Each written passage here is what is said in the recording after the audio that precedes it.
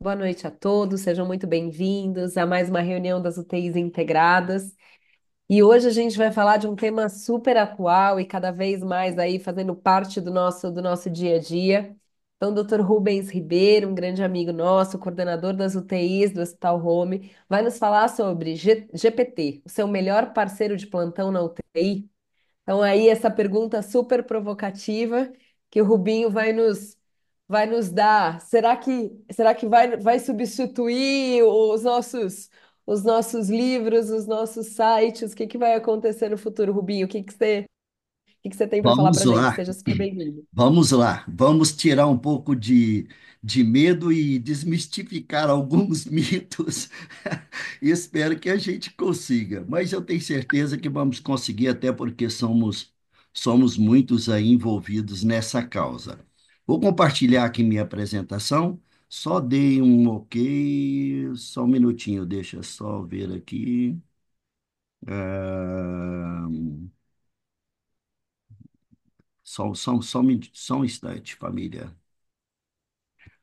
Então, a gente vai estar fazendo isso, principalmente aí tentando ver se a gente desmistifica, clareia um pouquinho das nossas próprias mentes aí, como a gente enxerga.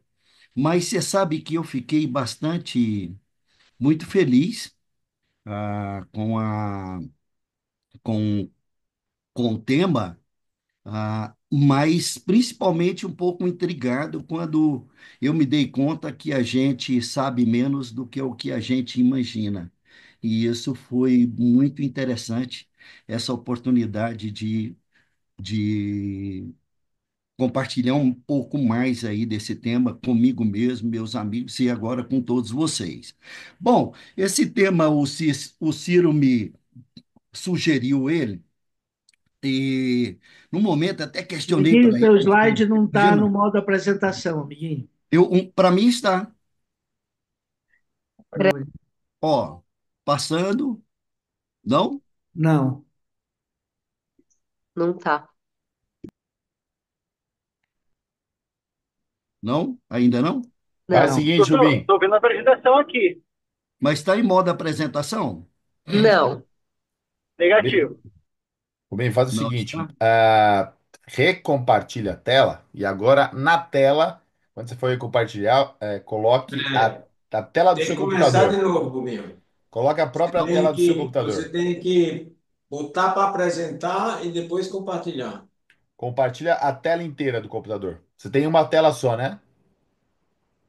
Isso, Maravilha. Em vez de compartilhar o arquivo, compartilha a tela do computador. vamos lá, só um pouquinho, deixa eu ver se eu consigo, então, fazer esse seu pedido. Eu vou para fazer compartilhamento da tela toda? Não. Vamos tentar novamente ver se compartilha. Enxerga a apresentação? Enxergamos a apresentação, mas não em modo de apresentação. Para mim, ela aparece em modo apresentação. Ainda não? Não. Hum, Caio, cadê o Caio? Nosso host. Tá me ouvindo aí? Agora sim. Maravilha. Em Vou te vez de você... mandar, deixa eu te mandar a apresentação, você parte daí para a gente. Porque... Aí, como é que você vai mexer? Você vai conseguir mexer? Você vai passando para mim, amigo. Você colocou aquela tela toda, tela completa? Porque daí você Deixa tem eu a ir aqui. mobilidade, porque você tem uma aula Abra a mais. apresentação já antes de compartilhar, amiguinho. Isso, faça Vai isso. apertar. Abra antes e aí faça um Alt Tab para ir para o Zoom. Abra a apresentação, Alt Tab vai para o Zoom e compartilha novamente. Ok, vamos lá, seguindo as orientações dos nossos mestres, Vê se está mestre certo dos aí. mestres. Acho que sim. Agora sim. Vamos ver, vamos ver. Perfeito! Manda bala. Agora, É, muito Agora. bom. Graças a Deus. Ok, pessoal, então vamos lá. Vamos ver se a gente consegue responder essas perguntas aí e outras mais aí, como disse a Vivi. Como todos sabem, eu sou um verdadeiro apaixonado pela inteligência artificial, desde o primeiro momento que lançou, e isso me deu muito encorajamento para o uso, desde os primeiros títulos que foram aparecendo aí, na internet. Eu declaro aqui, com tudo que eu vou mostrar, que não tem conflito de interesse em nenhum com essa apresentação, com nada em nenhuma das empresas que eu estou apresentando aqui para vocês, a não ser, como diz o amiguinho, compartilhar o conhecimento aí que a gente tem. Eu pensei bem como começar essa aula e como o título foi me dado, GPT, o seu melhor parceiro de plantão na UTI, eu então fiz um pedido para ele e disse o seguinte: bom dia, amigo. Isso foi na semana passada. Bom dia, amigo. Vamos falar sobre algo interessante. Risos. Na próxima quarta-feira, às 20 horas, irei ministrar uma aula no projeto UTI Integradas, idealizado pelo amiguinho Dr. Ederlon Rezende, do Hospital do Servidor. O intuito deste projeto é compartilhar conhecimento atualizado sobre a UTI, com equipamentos, equipes multiprofissionais, residentes médicos, etc., etc. Estarei online com todos os participantes quarta-feira, dia 16/4, às 20 horas, e gostaria que você deixasse uma mensagem para eles, uma vez que o título da aula será, então, GPT, o seu melhor parceiro de plantão e UTI. Então, ele pegou gentilmente aqui, ele, perdão. Ele então diz aí, acabou desconfigurando um pouquinho. Ele fala: poxa, parabéns, né? Bom dia, meu amigo, né? Que bom que esse tema é interessante, etc. e tal. Idealizado, então, idealizado pelo doutor Ederlon Rezende, que é uma referência para todos nós na medicina intensiva. Palavras do meu amigo GPT. Aqui então vai a sugestão da mensagem carinhosa e inspiradora para o clima do projeto UTIs Integradas. E ele então diz assim: se você quiser, posso montar essa mensagem aí numa formatada direitinho, com slide de abertura ou encerramento, com uma arte leve e até incluir aí uma brincadeira de um cara de jaleco aí que vocês estão vindo aí no virtual, seu companheiro. Só dizer. E eu então disse para ele: bora lá. E ele diz que essa aula seja mais uma daquelas que inspiram, informam e deixam o mundo todo mundo com mais vontade de fazer melhor aí um próximo plantão. Tamo junto sempre, as carinhas é dele. Então ele vai e diz: mensagem do GPT aos participantes do projeto UTI Integrada. Olá, queridos amigos intensivistas, residentes e profissionais da linha de frente.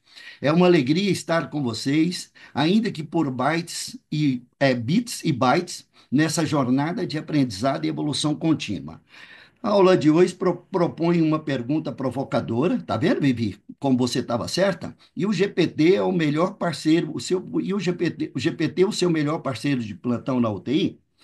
Eu não substituo o olhar humano, o toque cuidadoso, nem a sabedoria de quem vive o plantão, mas posso estar ao seu lado como um aliado silencioso, ajudando com informações atualizadas, organizando raciocínios clínicos, redigindo protocolos, revisando textos, criando planos de aula e até oferecendo um versículo bíblico aí no momento aí difíceis. Com carinho e respeito, de dia ou de madrugada. Afinal, o conhecimento não dorme, eu também, né? Exatamente o que ele escreve aí, eu também não. Então, com carinho e respeito, o GPT, o seu melhor parceiro de plantão. Aí ele começa pedindo: faça uma introdução provocadora, né? Provocativa. Então ele pega e diz: na UTI, você nunca está sozinho. Mas e se tiver um parceiro que nunca dorme, nunca se irrita e responde em segundos? Não seria bem melhor? E eu refleti um pouco sobre essa introdução provocativa, porque, na verdade, a gente não está sozinho mesmo. A UTI é uma unidade hospitalar, assim como tantas outras, mas feita por pessoas, conduzida por pessoas. E a base somos nós, pessoas, conduzindo o que nós sabemos fazer, os nossos protocolos e assim por diante. Mas estar perto de quem, além de ajudar, não se irrita, é um contribuidor bastante, para um facilitador grande para que as coisas deem certo. Ele, então, começa falando aí um pouquinho sobre a dor, né, do plantonista. E eu acho que todos aqui nessa sala vai se identificar com um pouco de tudo isso.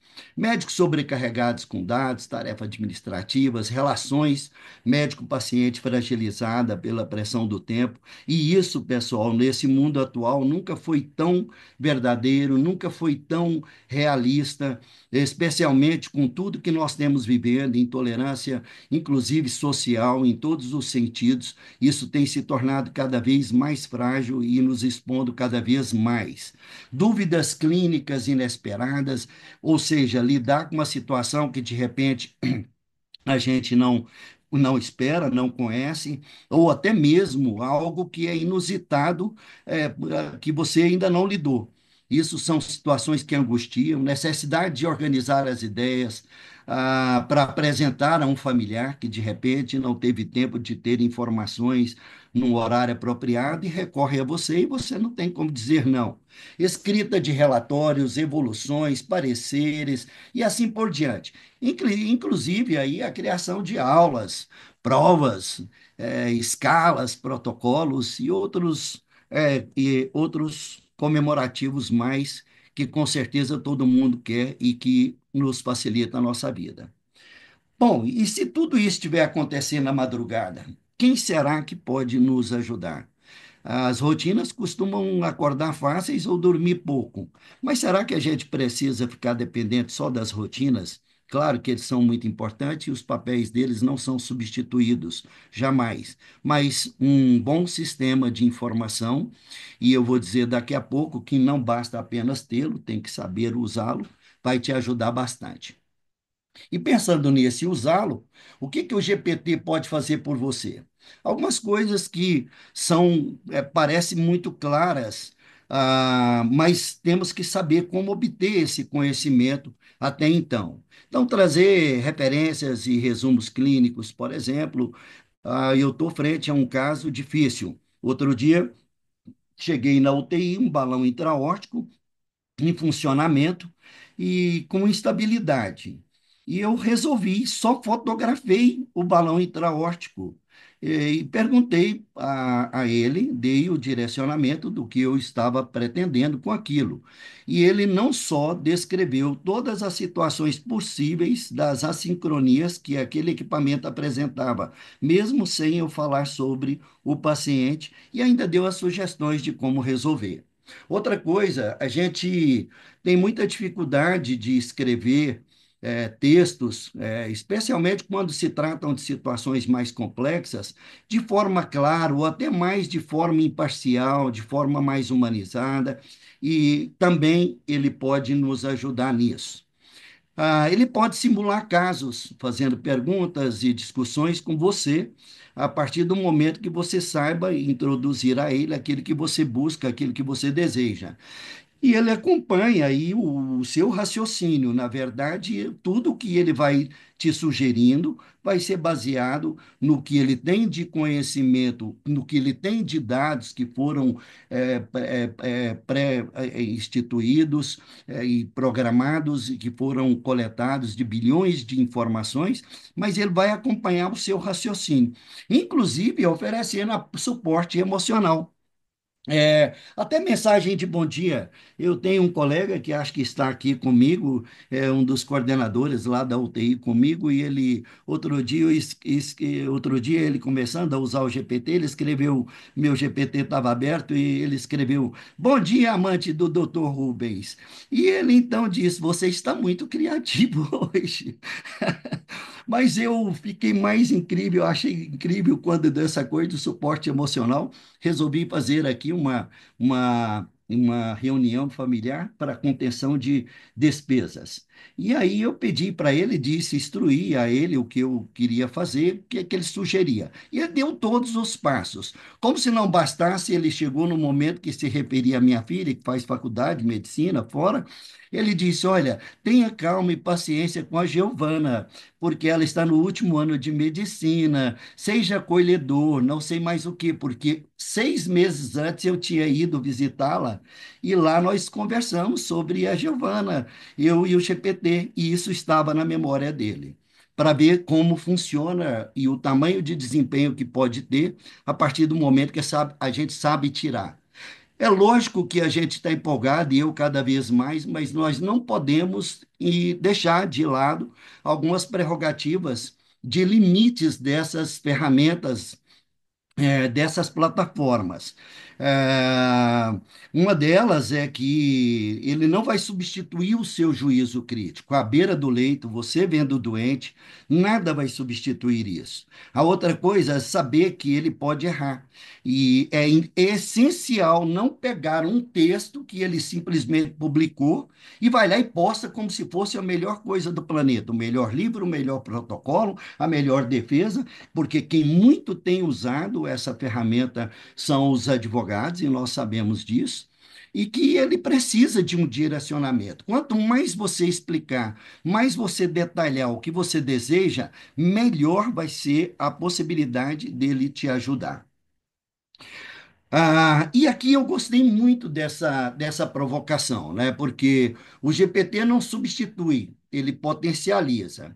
E alguns autores já têm mostrado, não do GPT em si, mas sobretudo inteligência artificial, e essa frase, ela é muito emblemática. A inteligência artificial não substituirá médicos, mas os médicos que usam inteligência artificial substituirão os que não usam. Então fica aí a provocação, se alguém quiser depois perguntar aí, quiser dizer, olha, eu não uso, como que a gente vai usar isso? Eu preciso aprender, que senão vou ser substituído? Precisa. E até mesmo porque nós sabemos que tem algumas especialidades médicas que estão nessa mira. Tá? A ideia central, pessoal, é que a inteligência artificial ela venha reduzir sobrecargas, burocracias, facilitar diagnósticos, e até mesmo esse cuidado no toque humano ser otimizado frente ao que a gente espera da ferramenta e aquilo que ela pode oferecer.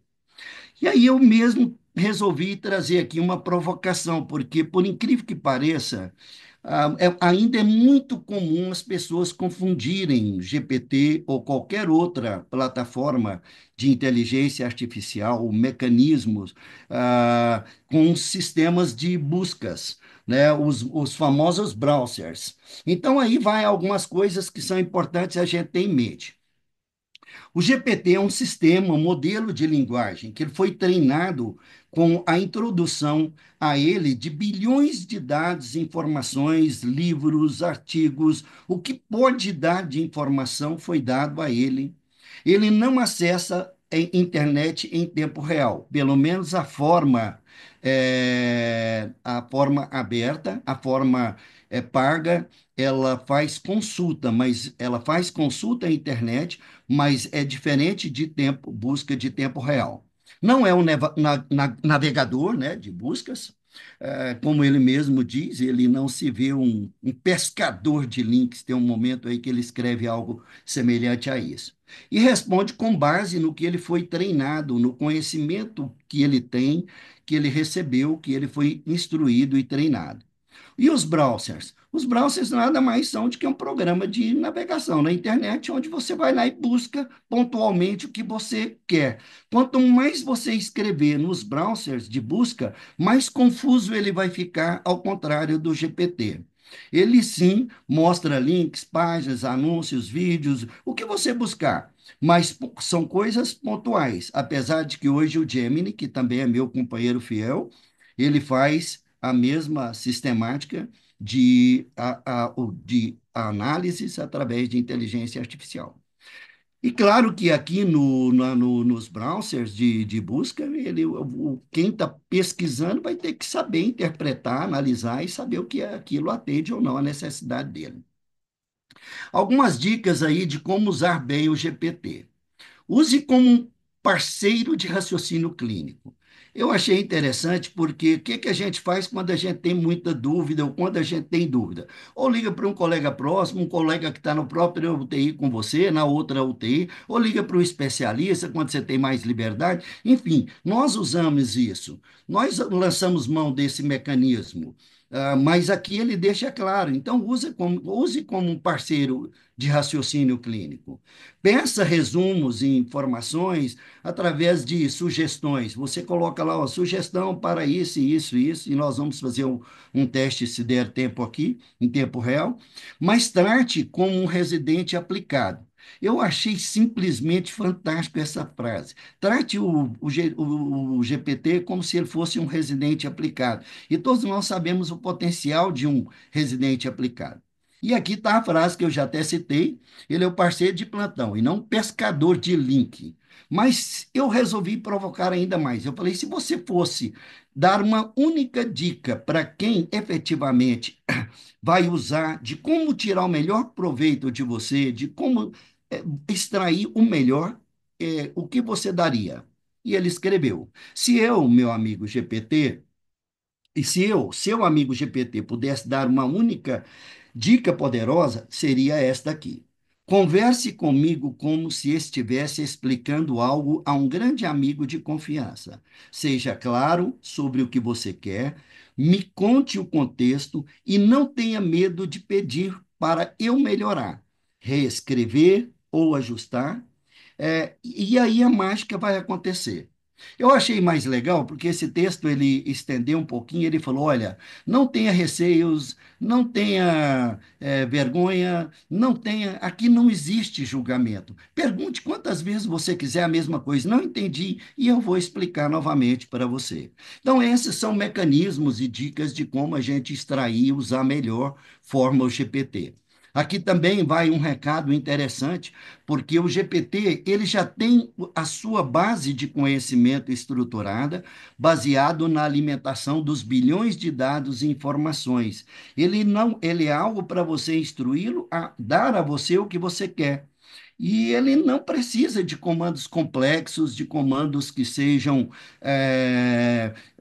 para desenvolver tal coisa. Na maioria das vezes existe esse mecanismo e ele está disponível, especialmente para os matemáticos, físicos,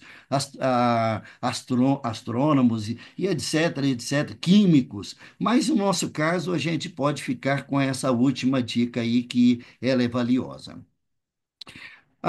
Eu vou mostrar um uso real, mas eu vou deixar um pouquinho mais à frente, para a gente não interromper a apresentação, mas depois eu abro a página e a gente mostra. E aí, uma provocação que o amiguinho fez aí, né? É, como que a inteligência artificial pode vir a transformar nossas UTIs, nossas unidades hospitalares. Nós estamos falando aqui de UTI, mas lógico, o contexto vai muito além.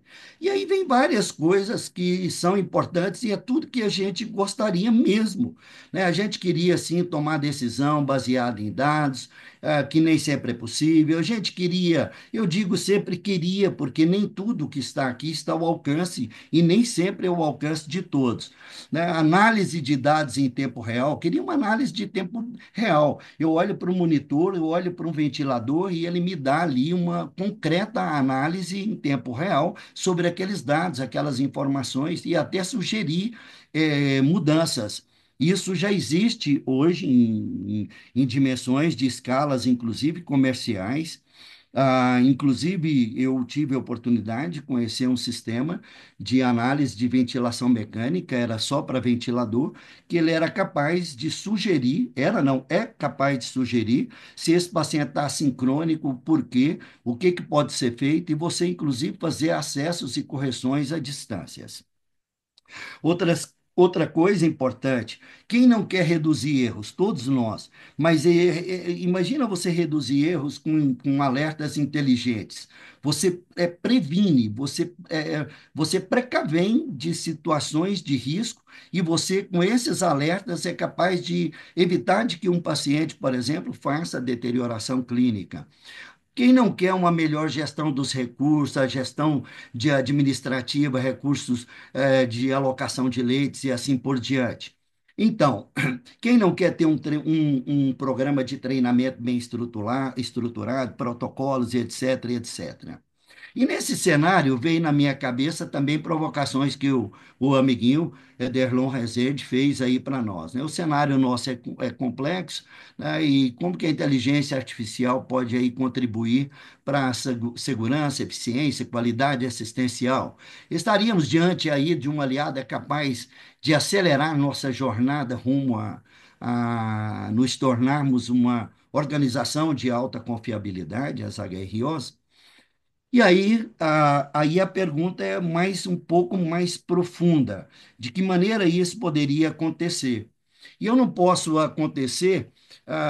fazer isso acontecer sem eu, pelo menos, souber quem são essas organizações, como elas têm, o que que elas têm em comum. Uma coisa de cara, digo a vocês, que isso não é um conceito novo para a nossa saúde, sim, mas para essas organizações, que aí tem vários exemplos, não. O que eles têm em comum é uma ampla cultura de segurança. Eles tratam isso como sendo a sua joia rara.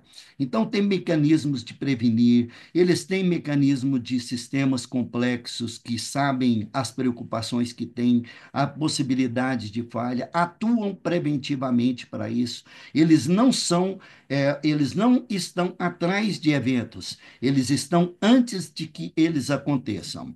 E principalmente compostos aí por pessoas e com treinamentos colaborativos, é capaz de compartilhar aí informações de forma precisa para que as coisas aconteçam. Até aí parece muito bonito, porque a gente gostaria muito, então, de ser mesmo um HRO, que tem a sensibilidade das operações, eles lutam e relutam para não simplificar, porque eles acham isso perigoso. Só para colaborar um pouquinho, sensibilidade às operações é a grande preocupação com processos, com detalhamentos daquilo que deve ser feito, né? Preocupação com falhas. Eles simplesmente estão o tempo todo antevendo e até mesmo preocupados com situações que não ocorrem. A deferência para as experiências, eles aqui valorizam muito, independente da escala hierárquica que eventualmente a pessoa ocupe, eles valorizam excessivamente e de forma confiável nas pessoas pelo o conhecimento. Se o comandante de um porta-aviões der um comando e alguém que tem deferência, alguém que tem expertise sobre aquele tema consultado, a palavra que prevalece é a dele, e o comandante só acompanha aquilo que deve ser feito. E essa prática aí de resiliência que eu acho extraordinária, mas voltado para uma coisa interessante. Eles estão sempre treinando e estão sempre preparando para falhas que improváveis, mas que são possíveis. Nós, às vezes, não nos preparamos nem para as improváveis, nem para as impossíveis. Então, amiguinho também mandou para mim. O nosso cenário é complexo. Eu disse, é mesmo? E aí, alguns autores já vinham falando sobre isso há muito tempo, e o divisor de águas foi aquela publicação lá atrás, em 99, que já agora tem mesmo quantos anos? Daqui a pouco está fazendo quase 30, é isso? De errar é humano. Onde que a preocupação devido a essa complexidade muito elevada e risco excessivo, os eventos parecem se tornar catastróficos, parecem se tornar inevitáveis. Então, aí tem muitas estatísticas sobre erros, impacto em mortalidade, custo e assim por diante vai. O fato é que a pergunta ainda ficou, mesmo aí, depois de 10 anos daquela publicação, as perguntas sempre vinham. A gente vai mesmo ser uma HRO? A gente vai mesmo poder comparar com essas empresas? Será que é possível? E aí alguém falou, então, vamos ver o que é que tem de diferente nisso. E alguns estudos falharam, não foram poucos.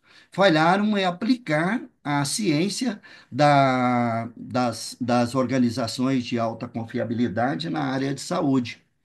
E essas medidas não se mostraram claramente bem-sucedidas dentro de hospital.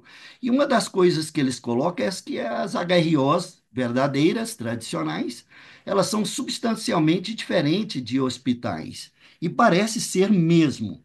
Mas ninguém estava muito satisfeito, queria saber das diferenças.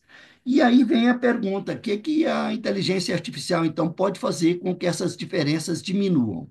Por exemplo, hospitais, mesmo pequeno, têm frequentes acidentes. HROs gigantescos, ah, tradicionalmente, poucos acidentes. Nós lidamos com epidemias e eles catástrofes. A vítima nossa é designada é o paciente, a deles é o operador. O sistema é duplo de seres humanos, lá é humano e máquina, humano e artefato. As decisões nossas muitas vezes se baseiam em intuições, a deles em cima de razão. Organizações de mudanças lá são organizações mais estáveis. Interações diversas, lá bem, normalmente bem definidas. Prática baseada em experimentos, lá eles trabalham muito com prática baseada aí em procedimentos, e por aí vai. E dentro desse contexto, o que que efetivamente poderia fazer, então? A Joint Commission, lá em 2023, ela simplesmente pegam dois autores, perdão, 2013, desculpa, um estudo histórico, então ela pega e diz para eles: vamos aplicar essa ciência da confiabilidade na saúde e vamos ver o que tem que dar nisso aí. E aí eles observaram que, mesmo aplicando, os erros continuam, apesar dos esforços, continuavam ocorrendo. Mas eles encontraram três pontos que aí a gente vai se encostando na inteligência artificial. Por quê? Eles concluíram que os modelos falharam para serem aplicados diretamente a hospitais e eles propõem três pré-requisitos fundamentais para uma organização de saúde a vir a ser de alta confiabilidade. Primeira delas, liderança comprometida, com zero danos.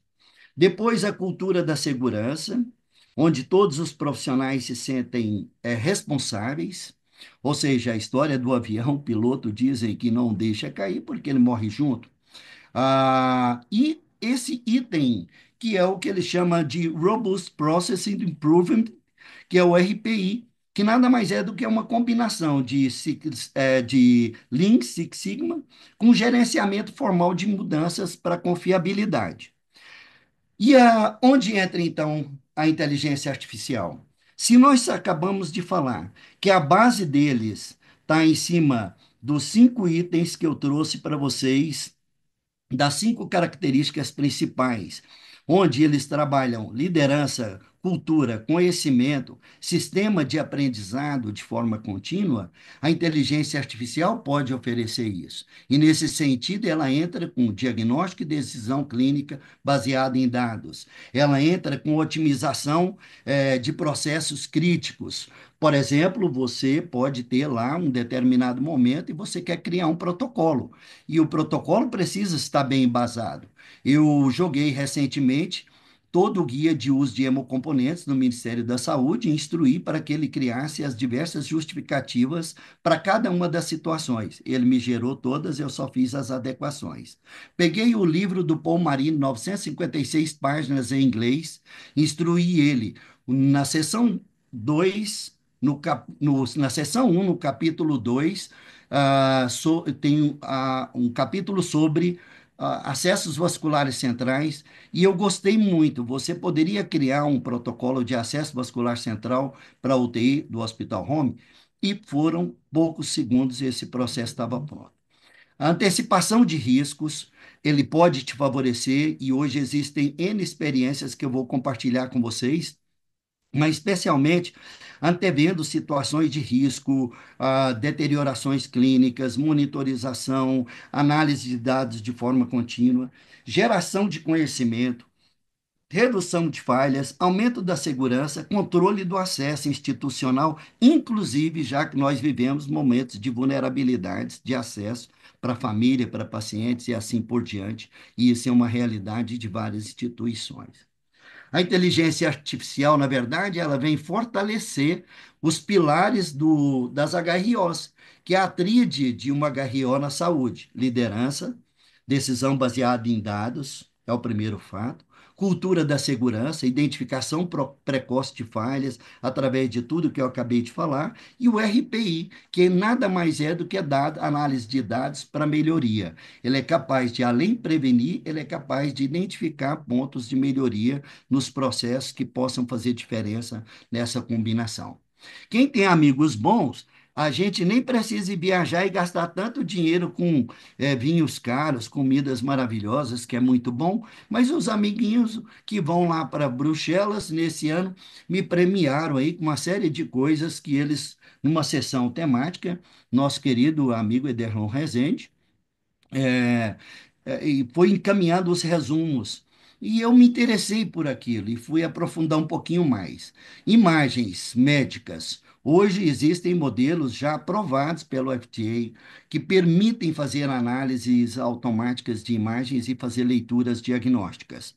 Assim dizem, me perdoe se tiver algum radiologista, mas dizem os radiologistas, aos radiologistas, a inteligência artificial diz que eles têm que talvez mudarem de forma de atuação. Então, já existe para detecção precoce de AVC e AM, inclusive os ultrassons automatizados à beira-leito, que já te dão as dicas, são capazes de ter imagens perfeitas, mas te dão identificação sem que você precise. Isso é carva, não é carva, isso é você, é papá. Ele já te mostra e já identifica para você.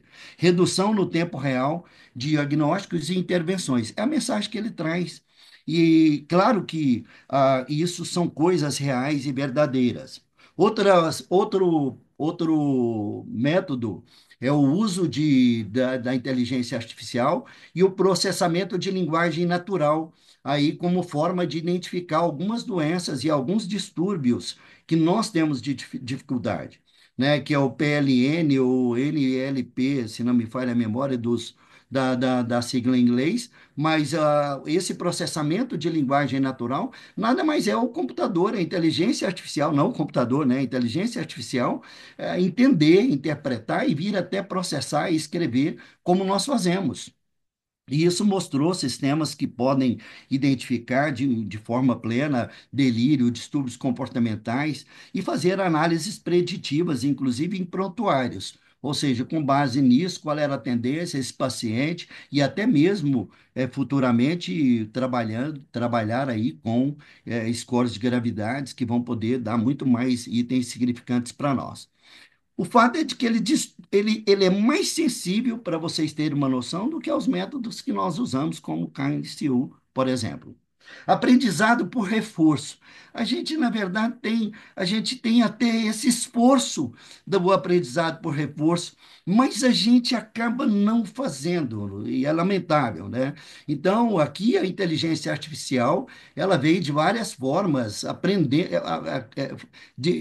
lidando cada vez mais com situações na forma como que nós aprendemos com erros e acertos. Ela faz mais ou menos a mesma coisa. Ela analisa se aquilo estava errado, ela corrige e assim por diante. Só que ela não erra mais. E a gente corrige e às vezes volta e continua errando.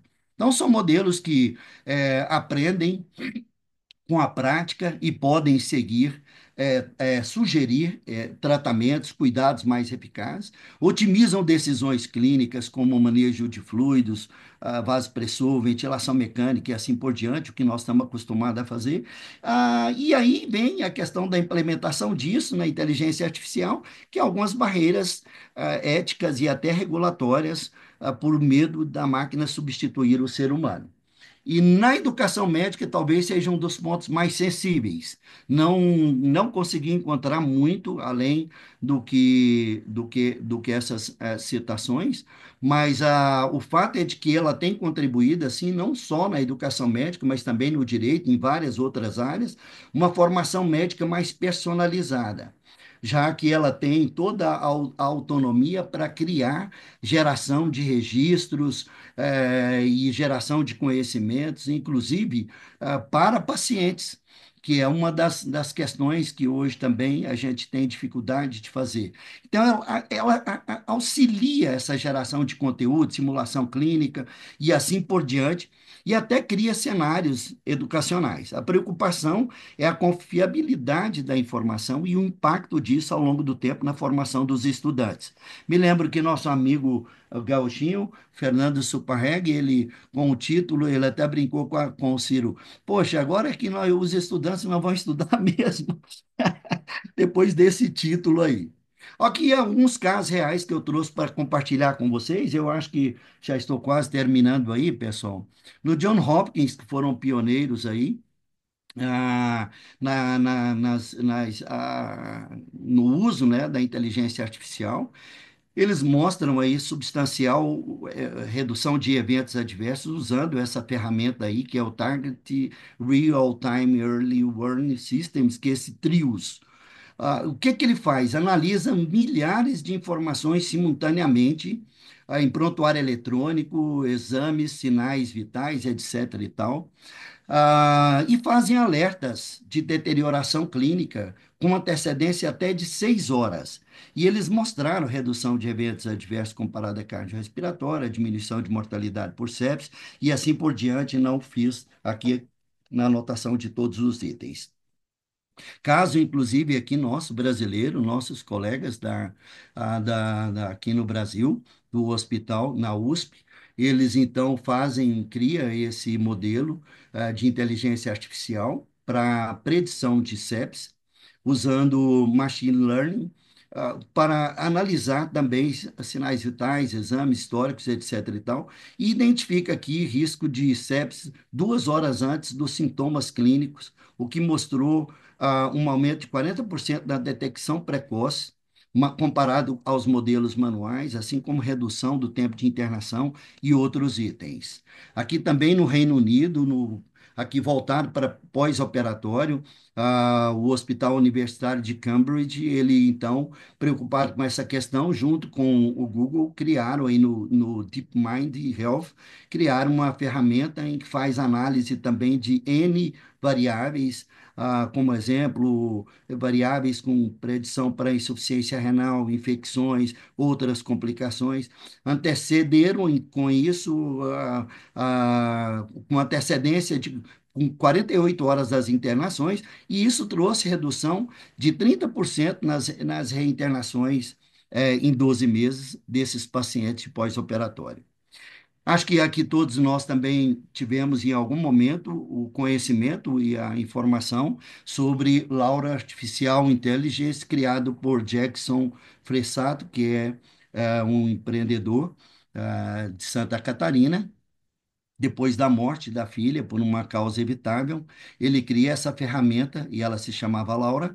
Ele cria essa ferramenta onde o intuito era exatamente monitorar em tempo real os pacientes, também aqui com o uso de machine learning, para prevenir riscos em várias situações, detecção precoce na sepsis com antecedência de 6 a 8 horas. E aí é formidável, porque tem vários hospitais aqui no Brasil utilizando. E tem a redução, a publicação dos relatórios deles é muito interessante, onde eles mostram redução de mortalidade 28%, queda de 48% nos casos de sepsis não detectados, diminuição de 25% de parada cardiorrespiratória, economia de 12 milhões por ano por cada hospital que utiliza, diminuição de reinternações, diminuições de erros de relatórios, e assim vai, também uma lista enorme no relatório deles. E aqui os casos reais nossos do dia a dia, né?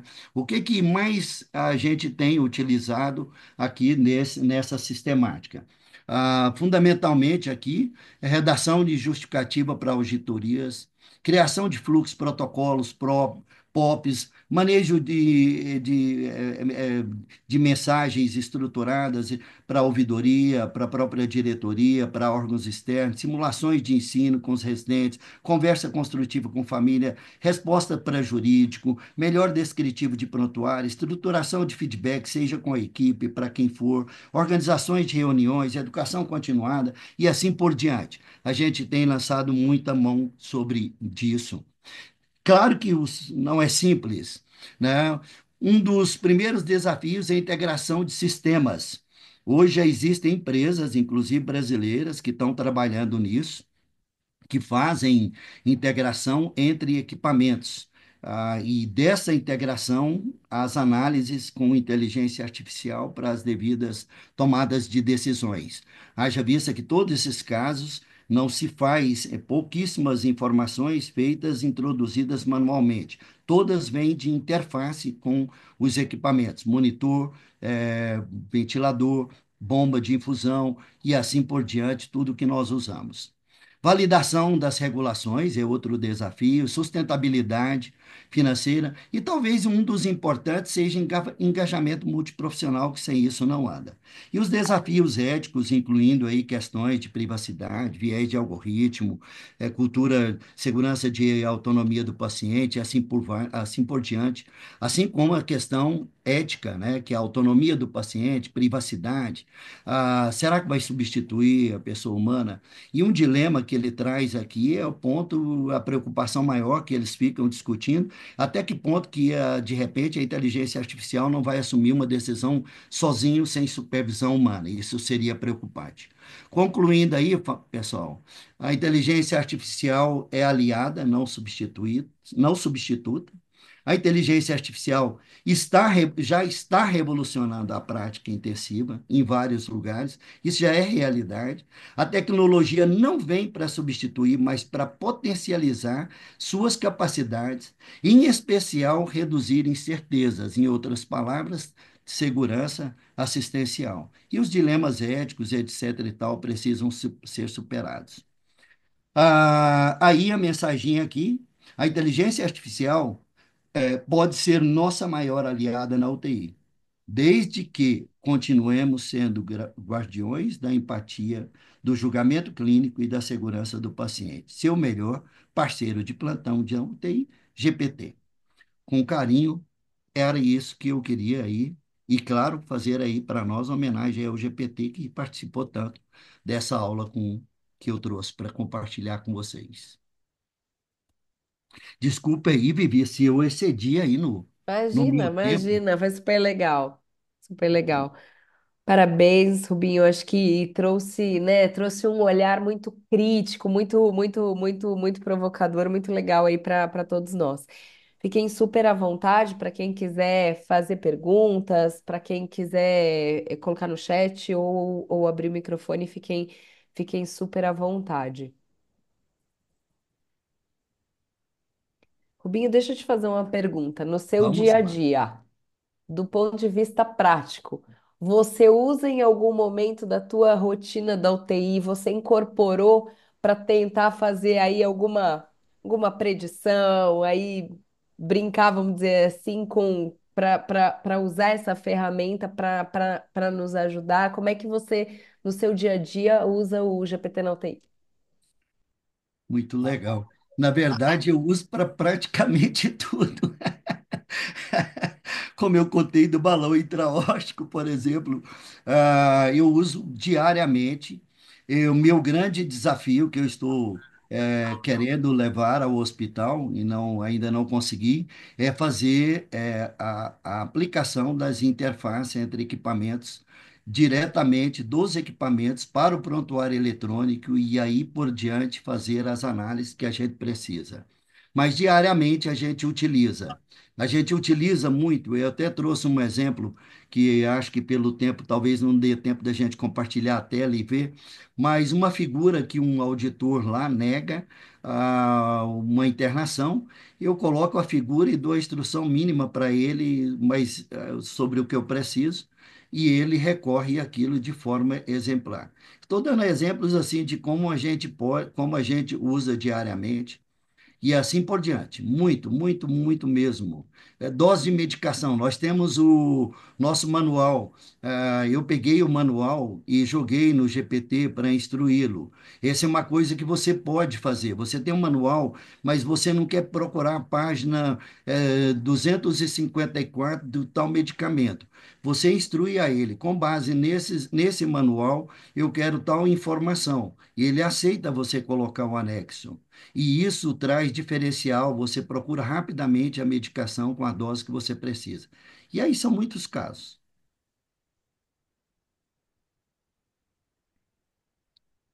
Vamos lá, pessoal. Rubinho, Oi, tô aqui. João aqui Oi, do João. HCore. Tudo bom? Parabéns. Putz, super legal a apresentação, achei bárbaro. Uma das coisas que acho que mais me chamou a atenção é uma coisa que você falou. Na verdade, não é que vai substituir, né? Mas que talvez o médico que souber utilizar adequadamente, né? O colega que souber utilizar melhor a inteligência artificial, talvez vai conseguir se sobressair no sentido de velocidade, de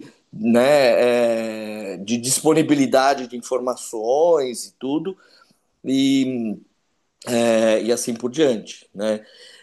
Quanto mais eu vejo que quanto mais a gente consegue quantificar, né, matematizar as informações, né, e é isso que você estava falando, de passar para o prontuário eletrônico, né, para deixar a informação exata para a inteligência artificial, acho que facilita e vai possibilitar mais ferramentas para as interpretações, né? Aqui no HCore a gente tem já de rotina o paciente quando sai da UTI vai com o News, né? Sim. E aí você, utilizando essas informações numa uma velocidade mais rápida, talvez você consegue perceber a deterioração de um paciente, consegue identificar essas informações mais rápido, né? O que você acha? E é isso mesmo. Hoje já existem, como eu mostrei, daqueles cases ali reais que eu trouxe, que eu compartilhei com vocês, que os sistemas inteligentes, efetivamente, eles não dependem de você fazer input de dados. Ele é um facilitador a isso e a partir daí ele faz essas análises e ele é capaz de antever, inclusive, essas questões de deterioração clínica. Tem um daqueles sistemas que analisa 100 mil informações por segundo para Nossa. poder chegar numa conclusão de análise e te dar uma resposta mais precisa. Ocorre que nós ainda temos muita dificuldade, porque nossos equipamentos, na maioria das UTIs, hoje são poucas unidades que têm os sistemas integrados em todos os equipamentos, como, por exemplo, ao mesmo tempo está integrado com o prontuário eletrônico que você usa, independente de qual for, o ventilador pulmonar, o monitor à beira de leito, o Bomba de monitor de fusão. gás, a bomba de infusão, que é capaz de te dar precisão das medicações. E hoje, utilizando, se você faz uma programação daquela bomba e ele identifica uma medicação que de repente você fez uma programação equivocada, os sistemas te dão alerta. Olha, essa medicação não pode ser infundida nessa velocidade. Reveja. Se você quiser colocar, ele vai acatar, mas ele te dá alerta. Uhum. Inclusive os sistemas hoje que também desenvolvidos que nós conhecemos, o MIUS, o NIUS e outros protocolos de deterioração clínica, imagina eles integrados com sistemas automaticamente dando as informações em tempo real.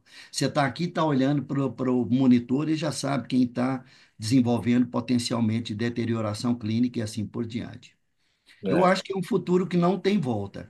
Eu sou um verdadeiro assim, empolgador, empolgado, e como eu falei, e o próprio GPT disse, né? Trate como se fosse um amigo confidencial que você tem coragem de compartilhar tudo. Ele vai te compreender e vai te dar as respostas certas. Mas o que você falou é muito pertinente. Eu não tenho como obter uma resposta a melhor, a mais correta, a mais precisa, sem que eu não saiba como efetivamente extrair isso. Alguém Sim. perguntou no site sobre a inteligência artificial do Open Evidence. Eu gosto muito, acho que todos aqui também já devem ter experimentado em algum momento. É muito voltada ela para você fazer análise de artigos, busca de material para enriquecer. Ela tem todo o seu mérito, ela é capaz de montar o que você também necessitar, com as evidências mais recentes, e é muito confiável tudo que ela oferece, principalmente quando se trata de evidência científica. E aqui o Marcos Parreira fez um agradecimento para você. Na verdade, o chat GPT que ajudou, então colocou aqui no chat aí um agradecimento, tipo, parabenizando pela aula. Vai, chat GPT.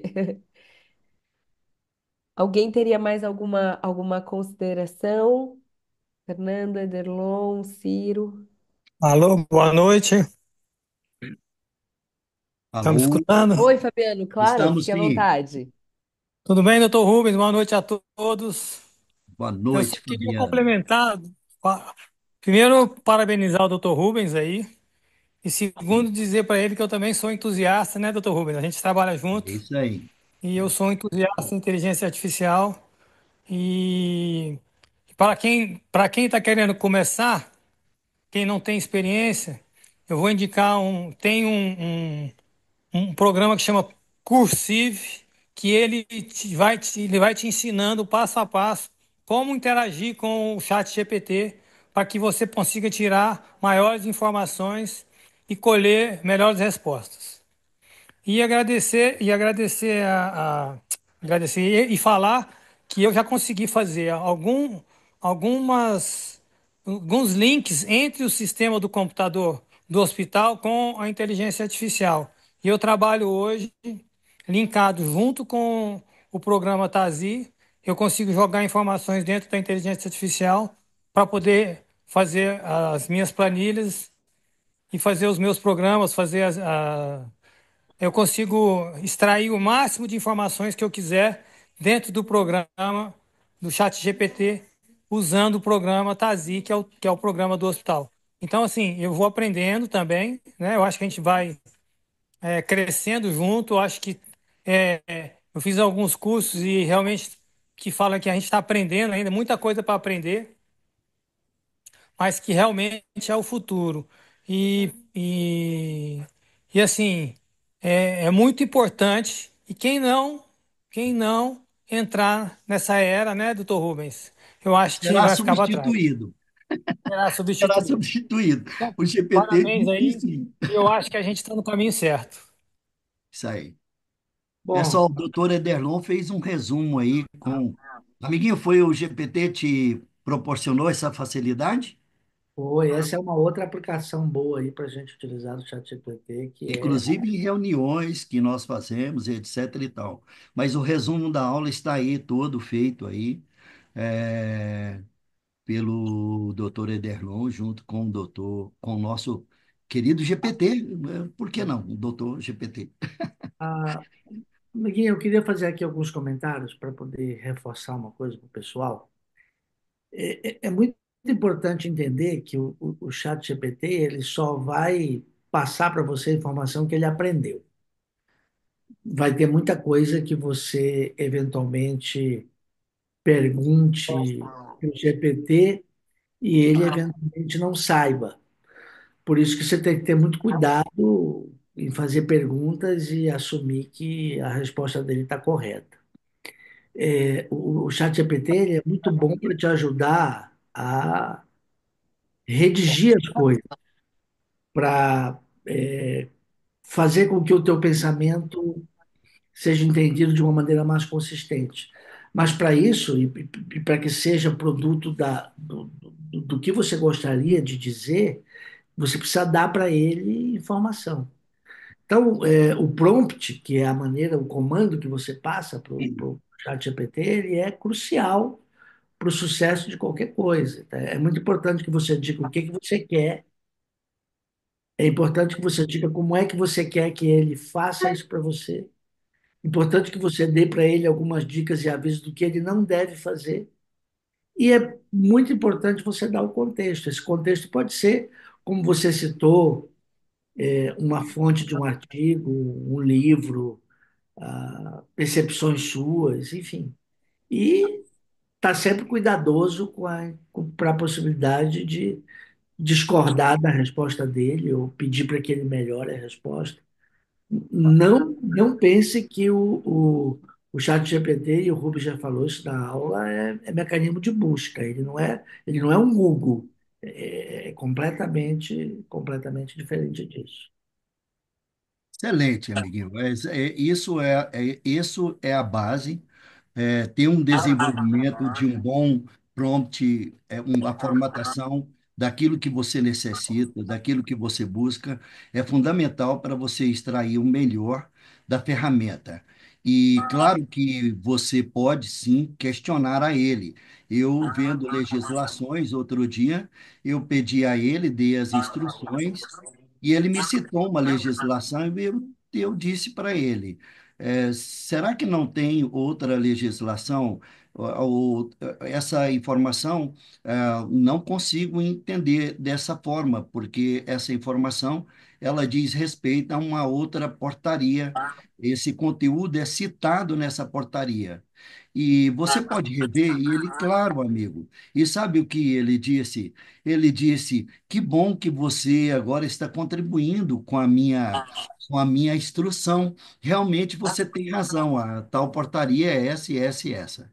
E isso é algo fascinante, porque ele é capaz de ir aprendendo.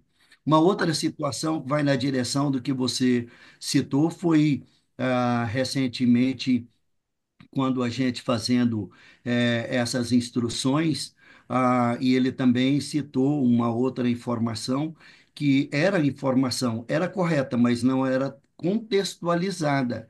E aí eu disse a ele, ora, talvez eu não tenha sido claro.